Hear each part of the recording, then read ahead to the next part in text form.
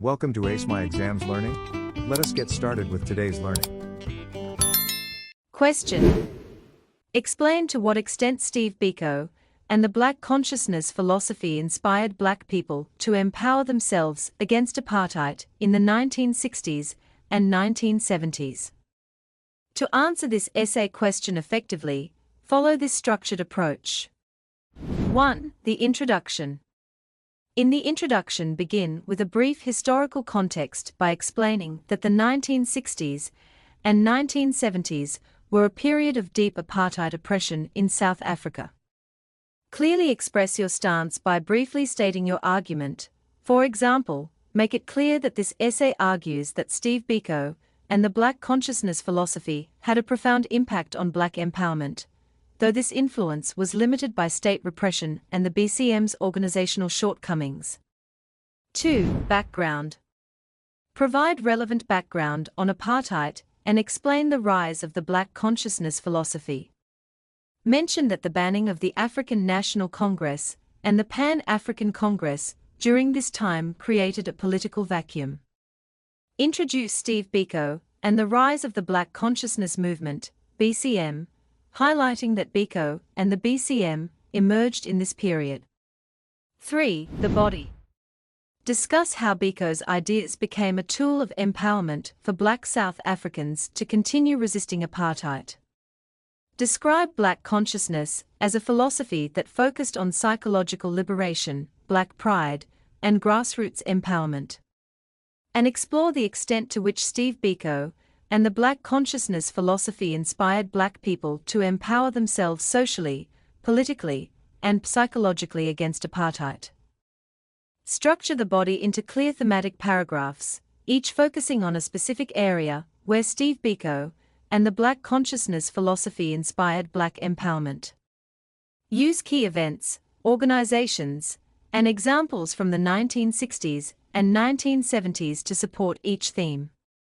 Focus on different types of empowerments, social, political, and psychological, and explain how Biko's philosophy played a role in each. 4. Evaluate how effective and lasting that empowerment was and present a balanced account of how far their inspiration went.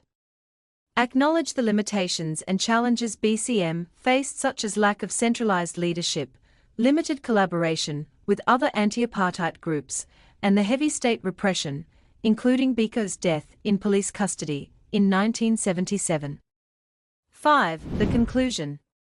Conclude with a balanced evaluation of how effective and lasting the empowerment inspired by Biko and Black consciousness was. Present a clear judgment on how far their influence reached and how it contributed to the broader anti-apartheid struggle. Here is the full essay. Steve Biko and the Black consciousness philosophy was central to inspiring Black South Africans to resist apartheid during the 1960s and 1970s. This movement gave rise to a new political and psychological awakening among Black people, who were previously paralyzed by oppression and fear. In a context where traditional Black political organizations had been banned and silenced, Black consciousness emerged as a force that reignited resistance from within. This essay takes the position that Steve Biko and the Black consciousness philosophy significantly influenced the mindset and actions of Black South Africans, creating a foundation for renewed resistance during a time of silence and repression. It carefully analyzes historical developments, the Black consciousness philosophy, and evidence from the period to show how deeply Biko's ideas inspired Black South Africans to empower themselves against apartheid in the 1960s and 1970s, despite the brutal crackdown on anti-apartheid movements by the racist regime and the organizational shortcomings of the Black conscious movement. The background. In the early 1960s, South Africa entered a period of intense state repression.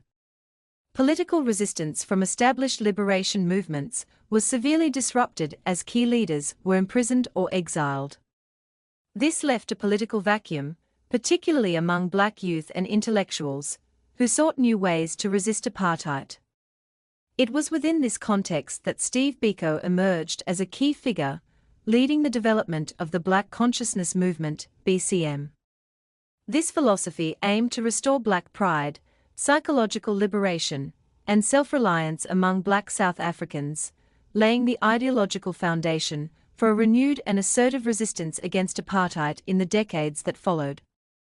Steve Biko and the philosophy of black consciousness played a pivotal role in inspiring black South Africans to empower themselves and resist the apartheid regime on multiple levels. One of the most significant ways this was achieved was through psychological liberation and the restoration of cultural pride. At a time when apartheid policies were designed to dehumanize black people, black consciousness instilled a renewed sense of self-worth, cultural identity, and self-belief. Black South Africans were encouraged to reject the inferiority complex, self-pity, and domination imposed by white society. Instead, they were urged to love themselves, embrace their African identity, and take pride in their natural features, rejecting the use of skin lighteners and straightening of hair, which symbolized internalized self-rejection.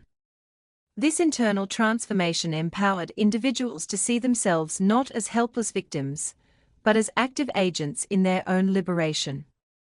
Biko's emphasis on psychological freedom laid the foundation for political activism rooted in pride and dignity. Building on this mental and emotional awakening, black consciousness went on to shape the formation of political organizations that openly challenged apartheid.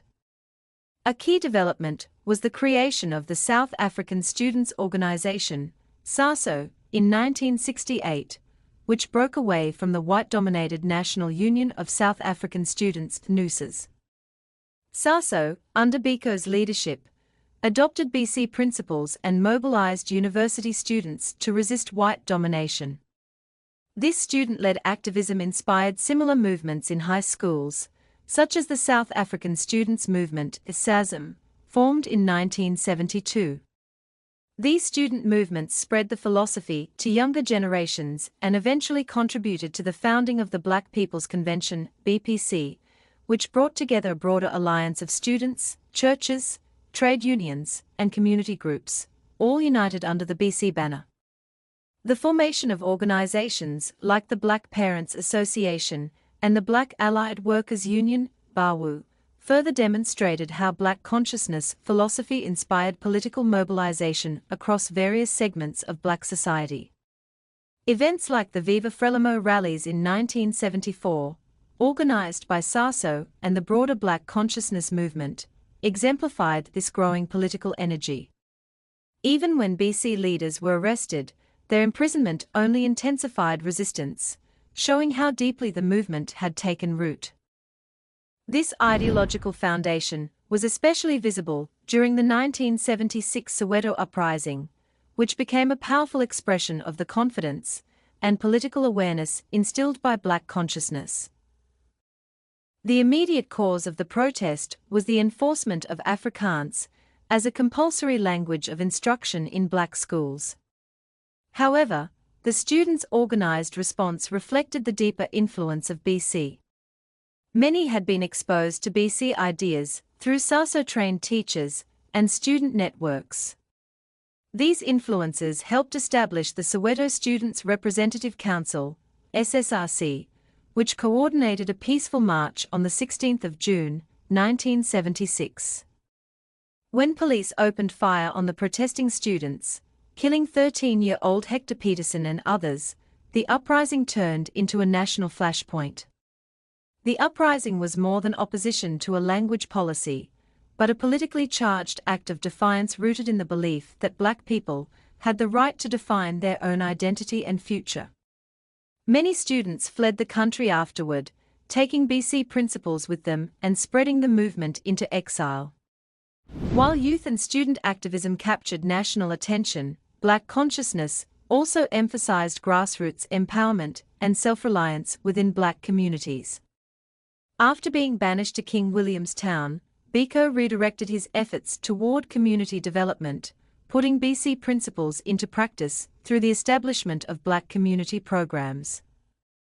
These included healthcare facilities like the Zanempilo Health Clinic and Solempilo Community Health Center, educational initiatives such as the Ginsberg Educational Trust, and economic support organizations like the Zimela Trust Fund. These projects offered practical alternatives to state dependency, promoting the idea that black communities could uplift themselves without relying on white support. By providing essential services and training, these programs empowered people at the local level and demonstrated that the fight against apartheid could be waged through community action, as well as political protest. The influence of black consciousness extended even further, reaching into the labor sector, where it inspired black workers to organize and resist economic exploitation. Workers who had long been marginalized began to see themselves as part of the broader liberation movement. The formation of the Black Allied Workers' Union, BAWU, provided a platform for labor resistance aligned with BC ideology. This was clearly seen in the 1973 Durban strikes, where black workers demanded better wages and working conditions. These mass strikes disrupted the economic foundations of apartheid and proved that BC's call to action resonated beyond universities and townships. It energized the working class, giving them a political language and vision for collective action. Another vital aspect of black consciousness was its use of media to combat apartheid propaganda and spread its empowering message.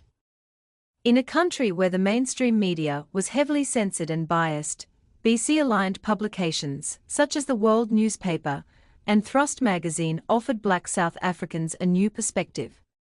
These platforms promoted psychological liberation, unity, and self-worth, providing readers with stories that uplifted and affirmed their identity.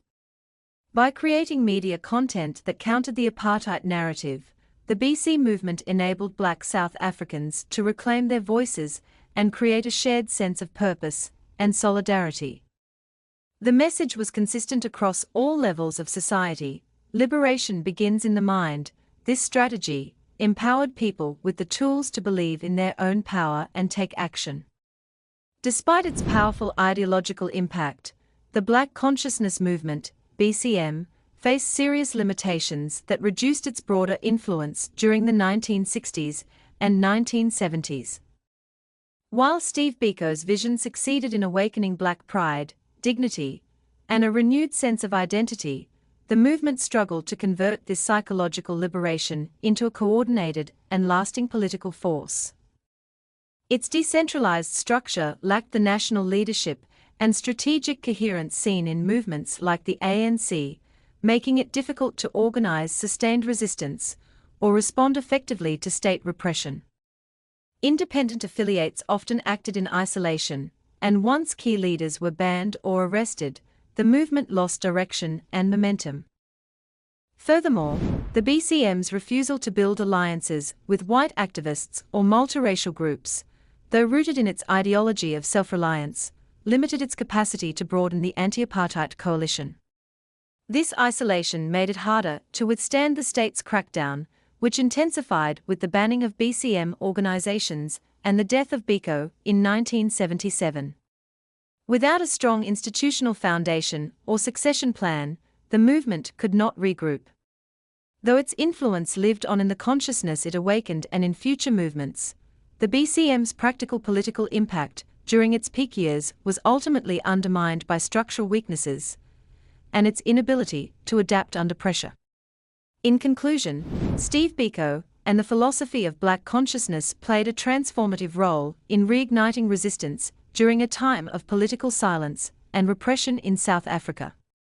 By restoring a sense of identity, pride, and psychological liberation, the movement inspired a new generation of black South Africans to challenge apartheid in their schools, communities, and workplaces. It laid the ideological groundwork for future resistance and contributed meaningfully to the broader liberation struggle.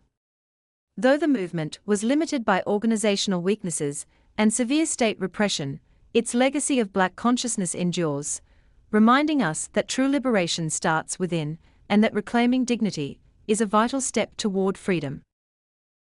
To access more learning and exam preparation materials, go to www.acemyexams.coza. This link is also in the video description below. Thank you for watching this video. Remember to subscribe, and be the first to know when we upload new videos.